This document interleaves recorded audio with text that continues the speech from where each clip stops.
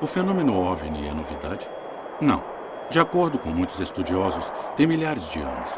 São os antigos astronautas. Começamos nosso relato no México, um país de tradição muito rica, asteca e maia. Parece que existe uma continuidade entre aquilo que acontecia então e o que acontece hoje. Estamos no aeroporto da capital. Os radares há muito tempo registram OVNIs inteligentes, ou seja, conduzidos por alguém. Temos 6 ou 7 relatórios de diversas aeronaves, 727, DC-9, 737, ATR-42, que tiveram que sair de sua rota normal de aterrissagem porque havia aqueles OVNIs ali.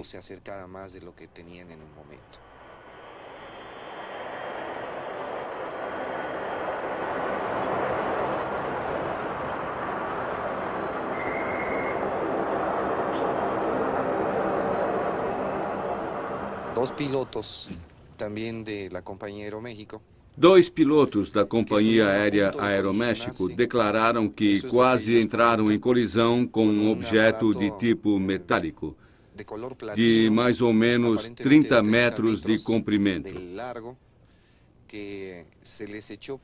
Eles viram que vinha ao encontro deles quando se preparavam para a aterrissagem, depois de já terem baixado o trem de pouso.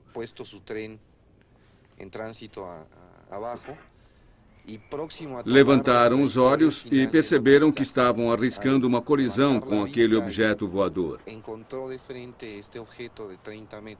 Comunicaram imediatamente à torre de controle o que estava acontecendo. Eles disseram: acabamos de cruzar com um objeto não identificado. Eles estavam assustados.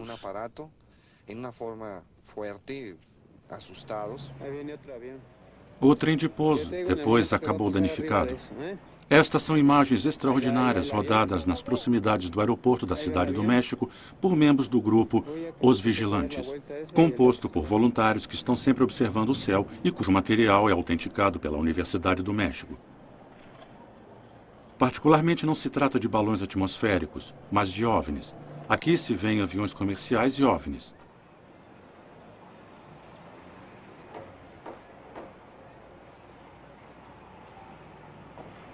Aqui, o OVNI está em primeiro plano.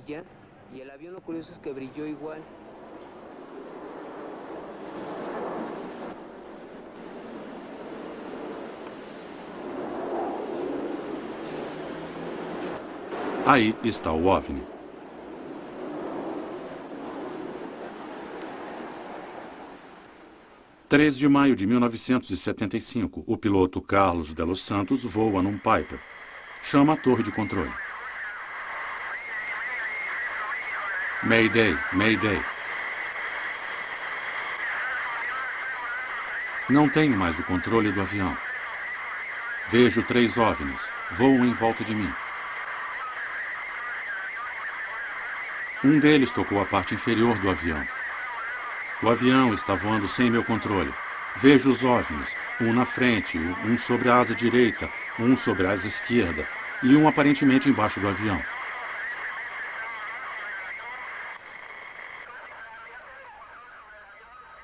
Carlos conseguiu se safar, mas em outros casos, em outros países, não foi assim.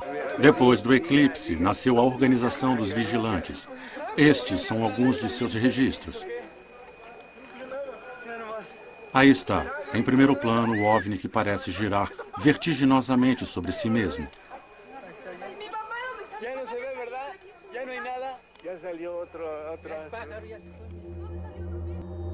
A segunda, por outro lado, é um balão atmosférico. A imagem de um OVNI feita pela polícia e outras fotografias de OVNI feitas no México. Anônimo, Puebla, Puebla.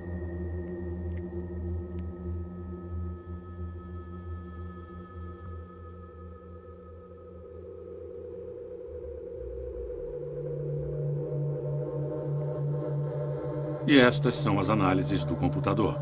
Os pesquisadores foram até o local e entrevistaram a testemunha. Não é fraude. Muitos avistamentos ocorreram na zona de Puebla. pouco distante da capital, ao pé do vulcão. Há uma relação entre avistamentos e atividades vulcânicas? Tem uma relação muito íntima com a atividade vulcânica, e eu posso provar. Uma semana antes da erupção, nós vimos grupos de 8, 10 OVNIs que se deslocavam de modo frenético, como se quisessem avisar alguém. Exatamente uma semana depois, ocorreu a erupção do vulcão.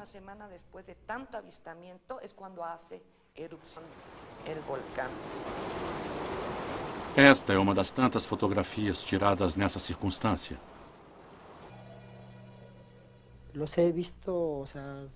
O que vi foram objetos de tipo metálico, redondos, às vezes rodeados de uma luz como de fogo. Claro, são imagens difíceis. Aparecem de repente do nada, e no nada, de uma vez, desaparecem. Muita gente diz que são fantasmas, feitiçaria. Mas é uma inteligência que sempre existiu, que sempre esteve na nossa cultura, pré-hispânica.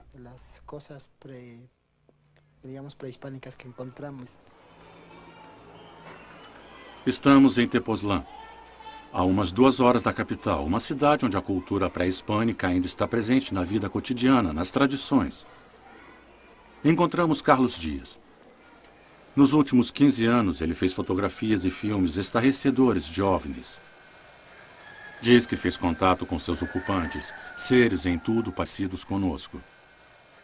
Estas fotografias também foram analisadas cientificamente. São objetos enormes de luz que podem se transformar em discos metálicos.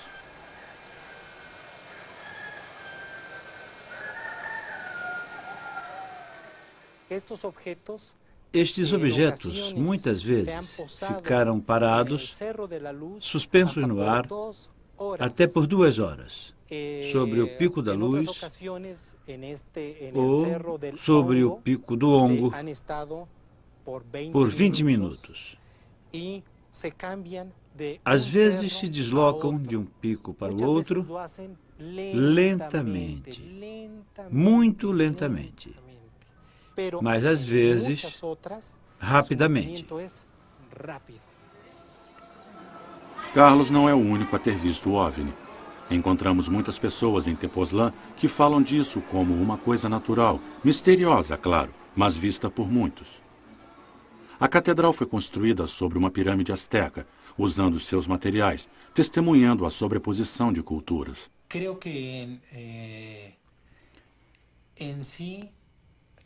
Acho que o que se chama hoje fenômeno OVNI seria o que nossos pais sempre observaram como um fenômeno que pertence à realidade. Eles sempre viram isso com naturalidade, como uma coisa normal, sem se sentirem escolhidos ou outra coisa. São conhecidos há muitos séculos. A tradição original maia ou asteca fala de seres que vieram do céu com aparência humana, com capacidade e conhecimento extraordinários. Por esse motivo, foram vistos como deuses vindos de outros mundos ou de outras dimensões da realidade. Que não significa seres onipotentes, criadores de cada coisa, quer dizer deuses, mas seres mais evoluídos que nós, os nossos irmãos mais velhos. Os numerosos avistamentos de OVNIs em relação ao eclipse solar total em 1991 estão contidos em antigas profecias astecas. Comenta o fato o jornalista mexicano Jaime Maussan, um dos estudiosos mais atentos do fenômeno. Essa que vemos é a pirâmide asteca que denomina o Vale de Tepoztlán. O México parece ser um país mágico, com tradições mágicas, antigas lendas. Há também muitas profecias sobre o nosso tempo. Algumas se referem ao século IX, ou seja, de mais de 1000 anos. Estas profecias dizem que haverá grandes catástrofes naturais, grandes desencontros e talvez até mesmo a guerra. Dizem que grandes poderosos cairão para deixar lugar para outros estadistas. Dizem ainda, e é isso que interessa aqui, que este é o tempo do encontro com os senhores das estrelas. Há aí uma profecia asteca particular, vinculada ao eclipse de 91, prevista exatamente. Diziam que tudo que estava escondido viria à luz, que a verdade seria a semente da vida, que os filhos das estrelas viajariam em nossa direção.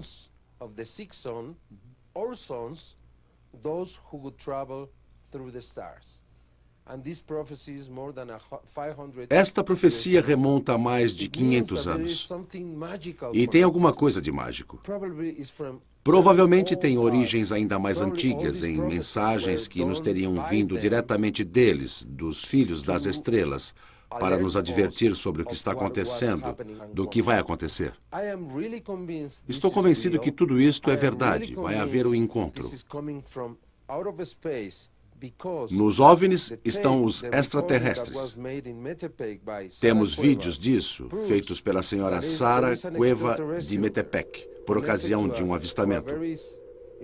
No filme, se vê um extraterrestre. Portanto, os OVNIs são conduzidos por extraterrestres. Estas são as imagens dos extraterrestres, retocadas no computador para se tornarem mais compreensíveis.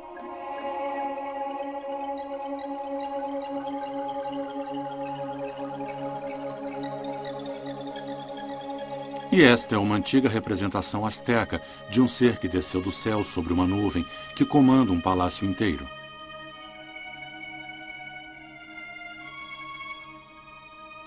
Ou de um ser que desceu simbolicamente sobre o dragão alado. Talvez um modo de dizer um objeto voador. Seriam os antigos astronautas?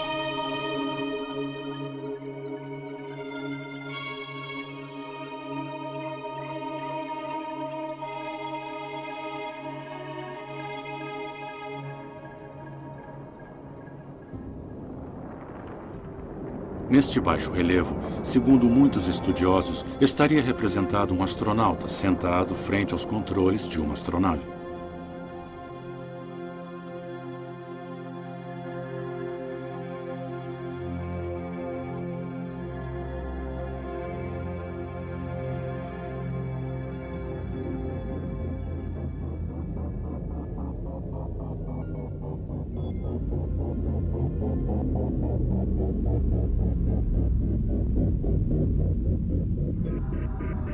O que quer dizer? Nas antigas tradições, fala-se de seres vindos do céu que teriam trazido a cultura.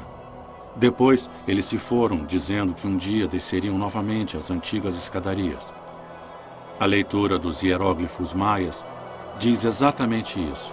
Um dia, Kukulkan voltará. Está para voltar?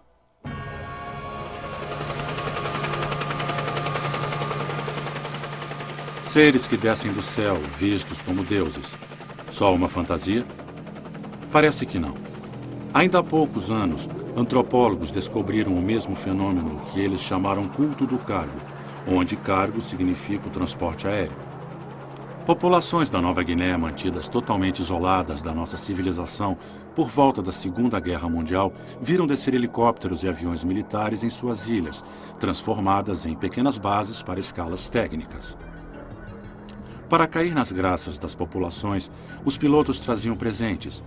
Ao final do conflito, as bases foram abandonadas. Os antropólogos que depois voltaram ali descobriram que um novo culto tinha nascido. Os indígenas adoravam os aviões e seus ocupantes. Eram os deuses descidos dos céus.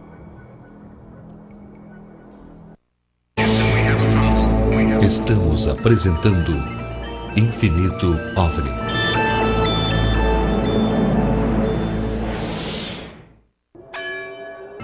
Infinito OVNI.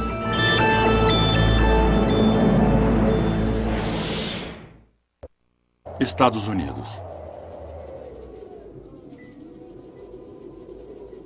Os nativos Hopi transmitem às gerações a recordação da visita dos seres vindos do espaço que eles representam assim. São os Katina, seres misteriosos que trouxeram grandes ensinamentos. Há gerações, estas máscaras dançam para que não nos assustemos quando voltarem.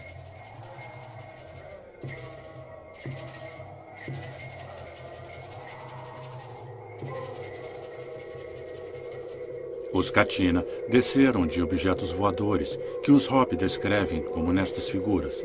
Um dia, os Katina vão voltar. Algumas tribos dizem que foram visitados por seres que vieram do espaço há poucos anos.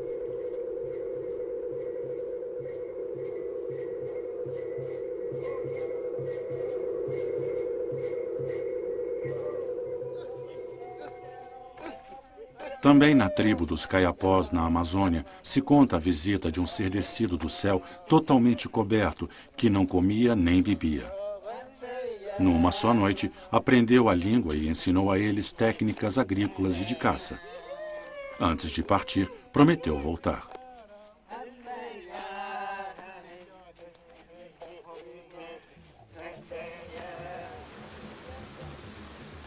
África, Mali. País dos Dogon. 1946.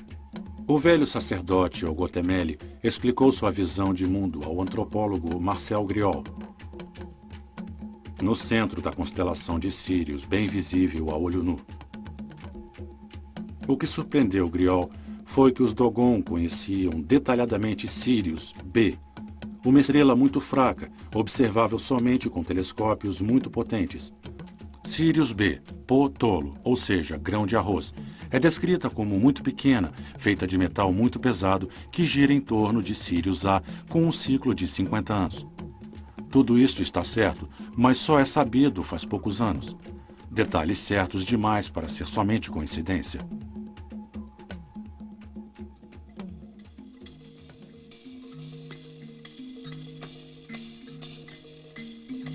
Os Dogon dizem que tudo isso eles aprenderam com os Nomô, que vieram das estrelas sobre uma arca vermelha como fogo, mas branca depois que pousou em forma de pirâmide. Como não pensar nisso que hoje chamamos de OVNI? Os Dogon, em suas festas, lembram os Nomô, portadores de grande sabedoria. Toda sua cultura está impregnada desse longínquo evento. Os Dogon também dizem, os Nomô vão voltar. Mas o fenômeno dos OVNIs parece estar presente já num passado bem mais distante. Estes são alguns dentre tantos desenhos descobertos nas cavernas, velhas provas com milhares de anos. Iraque. Segundo alguns estudiosos, encontramos informações com muitos detalhes sobre os OVNIs e os extraterrestres na antiga cultura suméria, considerada berço da nossa cultura, com assombrosos conhecimentos astronômicos. Época, mais de 6.000 anos antes de Cristo. Quem nos conta é Zacarias Sitchin, um dos grandes especialistas sobre o período e defensor dessas teses. Se alguém me perguntasse, de onde tirou essa ideia? Eu responderia que sei ler as tábuas dos sumérios. E é isto que dizem. Dizem que o nosso sistema solar é composto de 12 membros. Escreveram isso não uma, mas diversas vezes. Os sumérios já diziam que o Sol está no centro do nosso sistema, e não a Terra, como sustentavam os gregos e outros. Depois tem a Lua e os sumérios explicam por quê. É uma coisa que existe por si. Depois diziam que existem 10 planetas e não 9, como sempre se pensou. Vejam, estou muito satisfeito que os astrônomos de hoje estejam procurando, porque suspeitavam de sua existência. É chamado de planeta X. É o 10º planeta. Outros conhecimentos sumérios já foram confirmados. Os sumérios chamavam o planeta X de Nibiru, que quer dizer o planeta do cruzamento. Seu antigo símbolo era a cruz. Não a cruz que remonta ao tempo dos cristãos, mas a 6.000 anos antes de Cristo.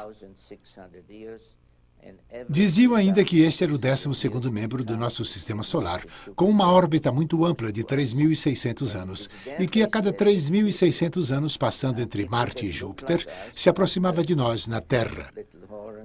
Faz 450 mil anos, dizem os sumérios, por ocasião de uma dessas passagens, seres em tudo semelhantes a nós, não de pé verde, nem com antenas na cabeça, desceram na Terra. E isso se repete muitas vezes depois. São os Anunnaki, porque se parecem conosco. Somos nós que nos parecemos com eles, porque se conhece a Bíblia, que se baseia em boa parte sobre as tradições sumérias. A um certo ponto, os Anunnaki realizaram manipulações genéticas, misturando seus genes com outros do Homo erectus, que se tornou então o Homo sapiens.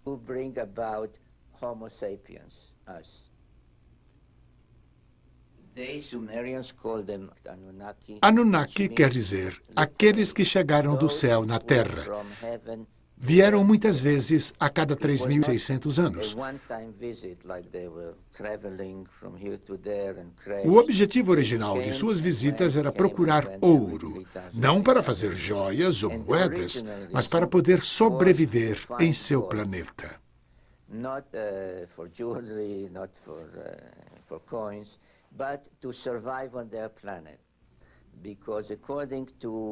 Tudo o que estou dizendo foi ditado pelos Anunnaki aos Sumérios.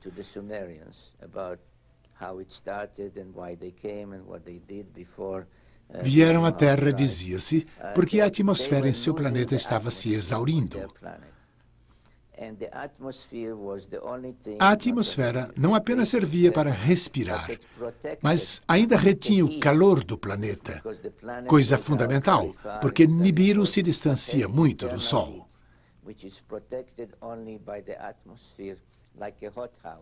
Sem atmosfera, a vida não era possível.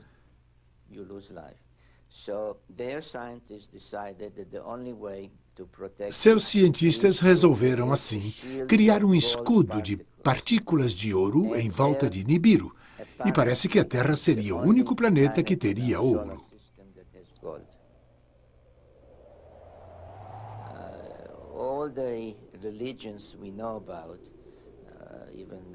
Todas as religiões mais conhecidas falam de uma futura volta dos deuses.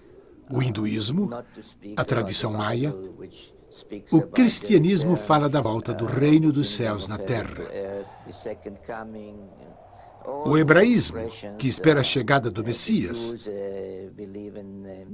ainda que com diferenças, em todas elas, existe o aguardo de uma volta.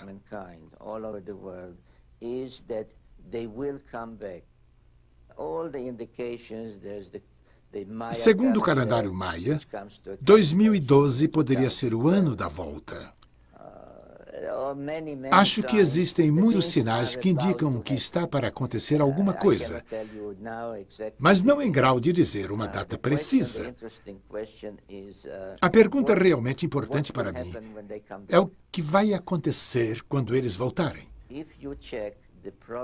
Quando se estuda a evolução da nossa civilização, nota-se que a cada 3.600 anos ocorreu uma passagem fundamental.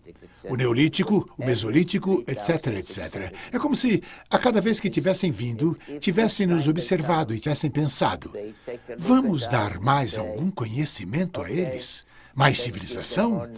Uma vez disseram: não está nada bom. E houve o dilúvio. Não sei absolutamente o que vai acontecer. Não sou profeta. Só posso dizer o que aconteceu no passado. Certo, são coisas absolutamente assombrosas. Mas esta tabuinha não pode ser interpretada como representando a descida de uma astronave? E a questão Deus?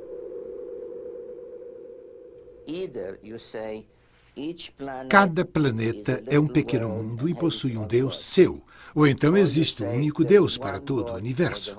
Era isto que acreditavam os Anunnaki. Seu Deus era o Deus do universo.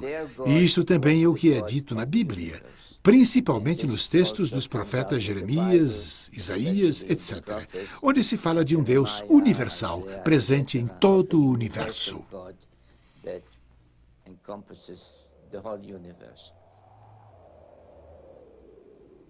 Qual é o vínculo entre os sumérios e os antigos egípcios?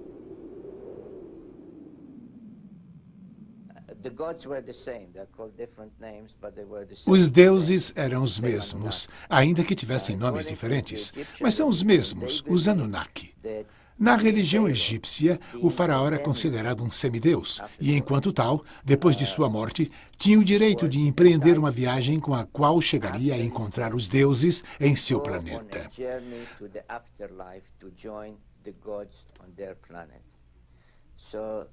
Portanto, toda a religião egípcia, toda a vida real egípcia, todos os monumentos, os templos, eram orientados para o momento em que, morrendo o faraó, ele fosse mumificado e chegasse aos deuses através de uma porta voltada para o Oriente.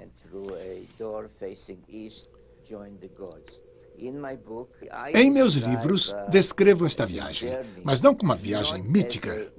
É uma viagem real do porto espacial dos Anunnaki, construído depois do dilúvio, ligado às pirâmides que funcionavam como local de aterrissagem. É ali exatamente que os faraós egípcios desejavam reunir-se aos deuses e partir para a viagem em direção a seu planeta. Nenhum faraó jamais construiu uma pirâmide.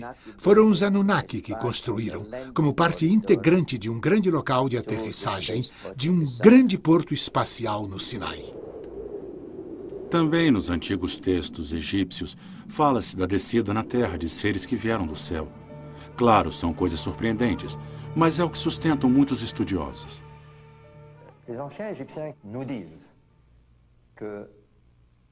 Os antigos egípcios sustentam que seus antepassados tinham vindo das estrelas e que eles, enquanto descendentes desses antepassados, um dia voltariam para eles nas estrelas. Além disso, contam que essas estrelas são a constelação de Órion. Segundo meus estudos, constatei que a posição das pirâmides corresponde à posição da constelação de Órion há muito, muito tempo. Calculei que remonta a 10.500 a.C. Talvez, então, tenha acontecido alguma coisa extremamente extraordinária para ser recordada de um modo tão majestoso. E, segundo os hieróglifos, se conclui, sem nenhuma dúvida, que então chegaram seres das estrelas. Os antigos egípcios conheciam a astronomia, a geometria, a construção, etc. É provável que esses conhecimentos tivessem sido transmitidos a eles por esses visitantes. Veja, de acordo com muitos egiptólogos, as pirâmides de Gizé indicam o início de uma civilização, mas não estou de acordo. Para mim, trata-se, isso sim, de um limite, de uma apoteose, exprime alguma coisa que vinha se preparando há muito tempo. Também na Bíblia se encontram episódios que poderiam fazer pensar na descida de astronaves, como a do profeta Ezequiel e o carro de fogo. Estamos no ano de 500 a.C.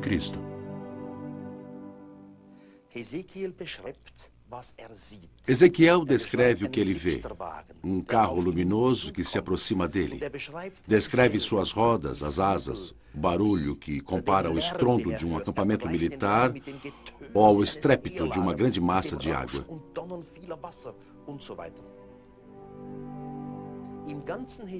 Em todo o relato de Ezequiel, pelo menos no original hebraico, jamais se cita a palavra Deus.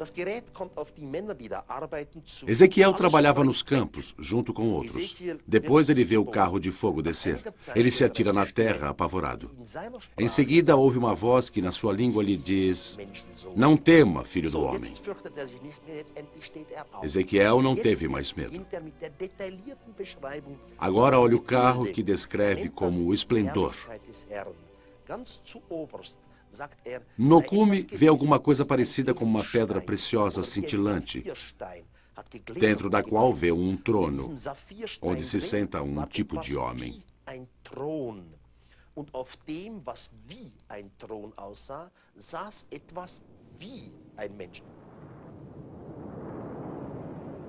Com base nas descrições de Ezequiel, O engenheiro Joseph Blumrich, da NASA, construiu uma série de modelos de aeronaves. E o engenheiro Hans Bayer, do aeroporto, que com certeza teria colhido a astronave de Ezequiel.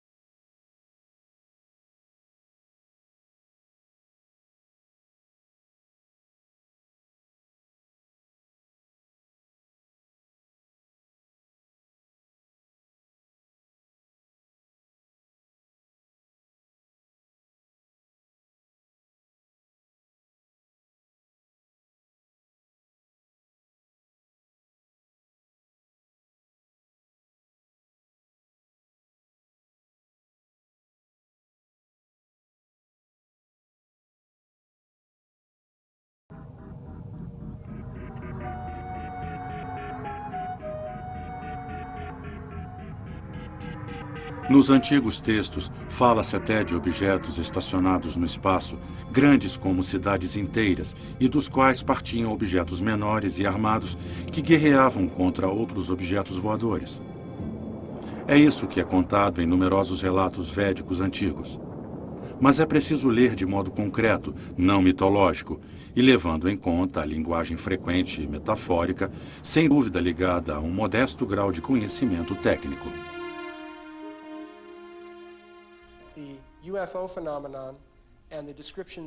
O fenômeno OVNI e tudo o que é descrito nos antigos textos em sânscrito se referem para mim à mesma realidade.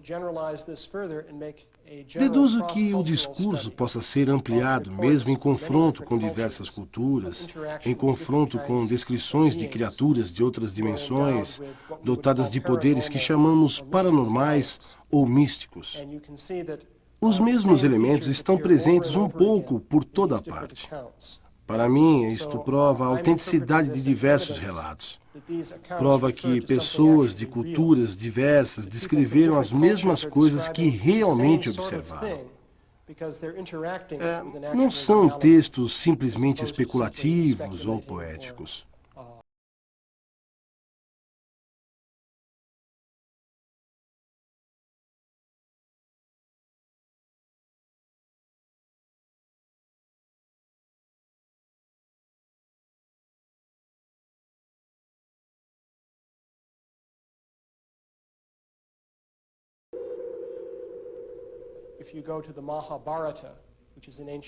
No Mahabharata, um antigo texto, é possível ler a história da abdução de um rei. Algumas criaturas o levaram para outro lugar e lhe explicaram que isso fazia parte de um determinado plano. Os detalhes da abdução, de como discutiram e depois relataram o sequestro, de sua reação psicológica, principalmente a presença de uma lacuna temporal,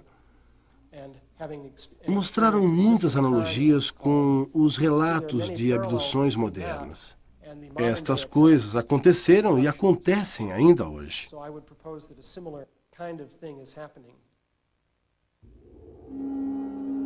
Mas existe uma raiz comum entre as diversas culturas?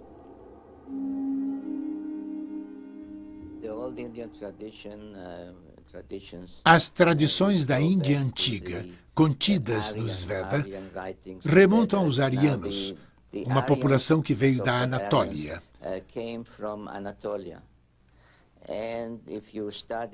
Estudando esta e outras antigas culturas, descobrimos que todas, em diversas línguas, dizem a mesma coisa. Têm nomes diferentes para designar os mesmos deuses, aqueles dos sumérios. Isso vale para os Vedas, mas também para os astecas, que falavam do deus Quetzalcoatl, ou para os maias, que o chamavam Kukulcan. Dois nomes para indicar a serpente alada chamada Thoth, pelos egípcios.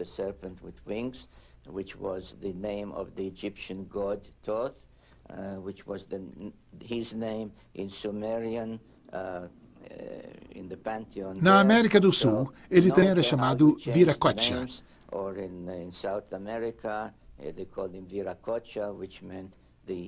Bom, se formos além do contexto linguístico diverso, vamos descobrir que atrás se oculta a mesma coisa, ou seja, os Anunnaki que vieram do Nibiru.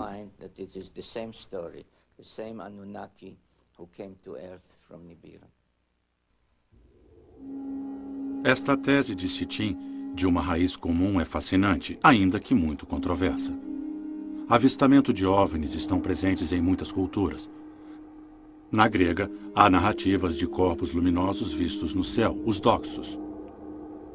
Na época romana, Plínio, Sêneca, Tito Livio falam de fenômenos OVNI.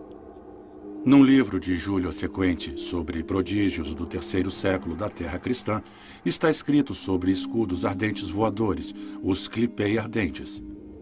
No fim do século passado, muitas vezes foram avistadas astronaves. Em 1896 foi a vez de um disco sobre São Francisco.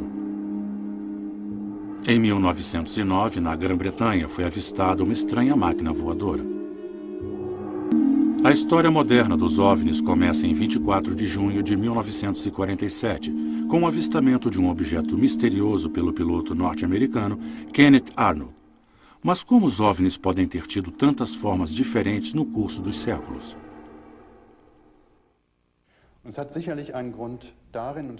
Acho que existe uma explicação.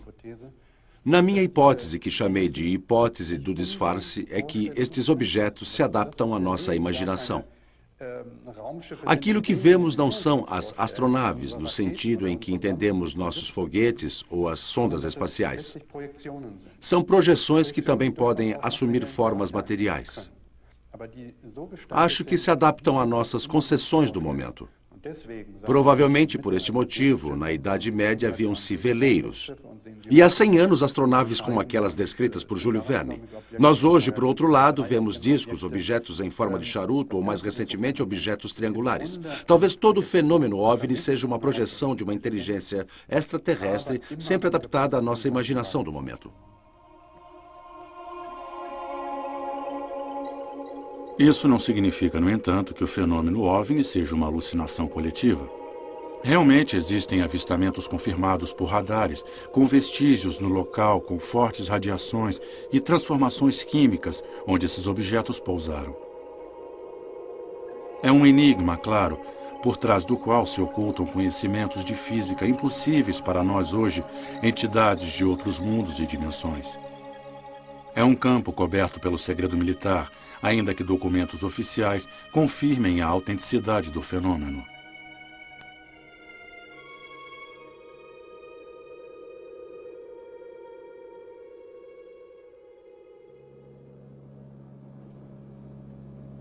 Um fenômeno que parece estar ligado a este complexo e misterioso tema é aquele dos círculos nos campos de trigo. A pergunta que se pode fazer é: há alguém, há acaso, que procura nos comunicar alguma coisa, como fez há milhares de anos? Desde os anos 70, no sul da Inglaterra, foram observados estes estranhos desenhos que aparecem à noite, de repente. Imediatamente, pensou-se numa brincadeira, o que é verdade em alguns casos. Mas o estudo do fenômeno indica que muitos círculos são genuínos. No local se observou uma radioatividade anômala e no laboratório apurou-se uma mutação da estrutura das sementes. Além disso, as espigas estão apenas dobradas, não quebradas. Como é possível? E os campos foram colocados sob controle, é óbvio. Definitivamente são genuínas.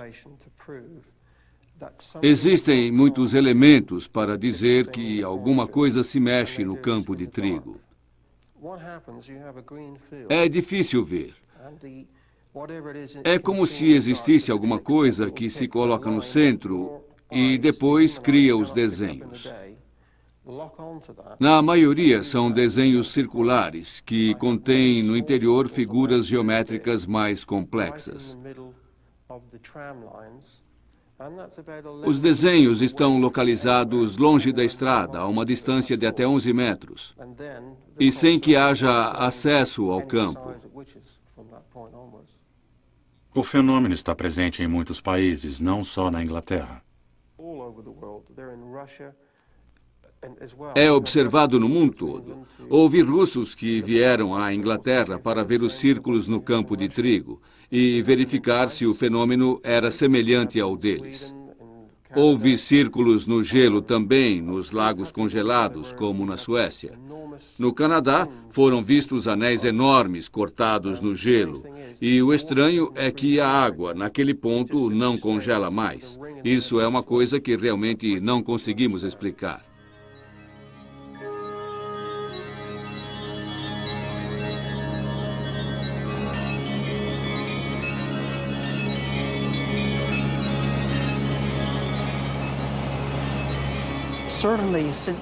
A partir de 1989, com certeza, houve alguns falsos por toda parte, mas principalmente no sul da Inglaterra.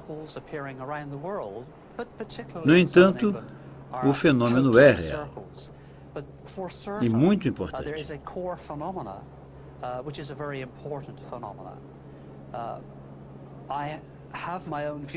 Eu tenho minha opinião sobre a possível origem dos círculos, quer dizer, sobre a proveniência dos autores. O fenômeno dos círculos nos campos apresenta muita analogia com o fenômeno OVNI. Depois de 12 anos de pesquisas, eu, que sou engenheiro químico, deduzo que por trás há uma inteligência.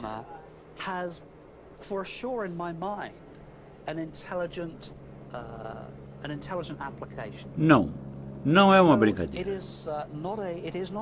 Até meu amigo Nick Pope, secretário-geral da Aeronáutica Militar, foi recentemente autorizado a fazer uma declaração pessoal. É extremamente importante.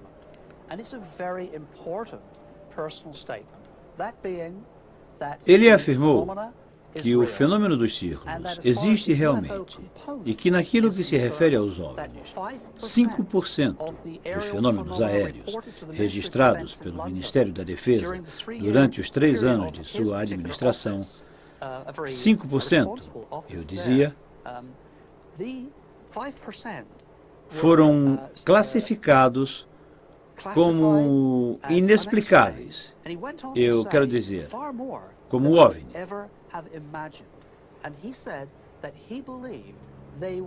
E Nick Pope disse que, para ele, o fenômeno era provavelmente de origem extraterrestre. Nick Pope saiu a público, como eu também,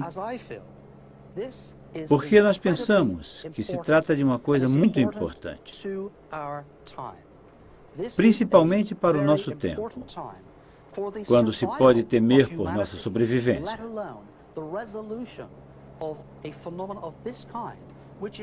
Vivemos uma época muito particular. Em 1976, percebemos pela primeira vez o significado do problema do buraco na camada de ozônio. E foi exatamente nesse ano que pela primeira vez apareceram os círculos nos campos de trigo. Desde então, o fenômeno dos círculos se desenvolveu e se tornou cada vez mais complexo. O que significam os pictogramas? Que mensagem querem nos transmitir? Os nativos norte-americanos conhecem alguns dos símbolos dos círculos nos campos de trigo. Quando andava pelos Estados Unidos, um Hopi me fez um desenho de um pictograma absolutamente igual a um que eu tinha fotografado na Inglaterra e me explicou que se trata do símbolo do Criador e que o dia em que o víssemos devíamos nos preparar para recebê-lo.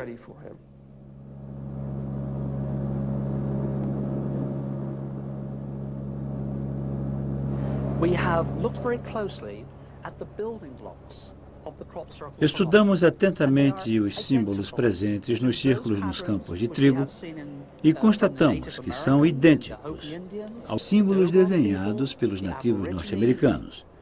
principalmente pelos Hopi, pelas populações Dogon na África, pelos aborígenes australianos. Muitos povos chamados primitivos conhecem estes símbolos há muitos anos. Mas o que é muito assombroso é que, se examinarmos as imagens que surgem na mente de uma pessoa em profundo estado de meditação, vamos perceber que são os mesmos símbolos.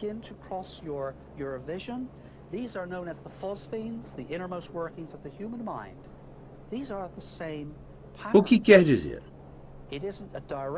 Quer dizer que, quando o homem está em paz, volta-se profundamente para si mesmo e encontra exatamente esta dimensão original.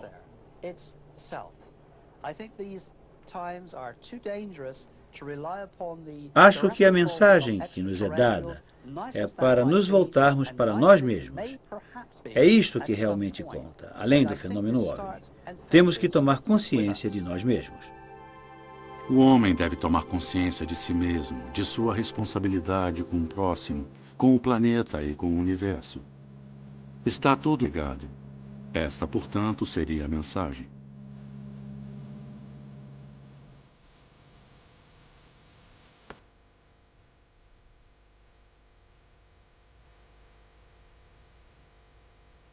Perto de Stonehenge, um lugar muito antigo, sagrado e misterioso, algumas colinas artificiais parecem recordar um evento excepcional de muito tempo atrás.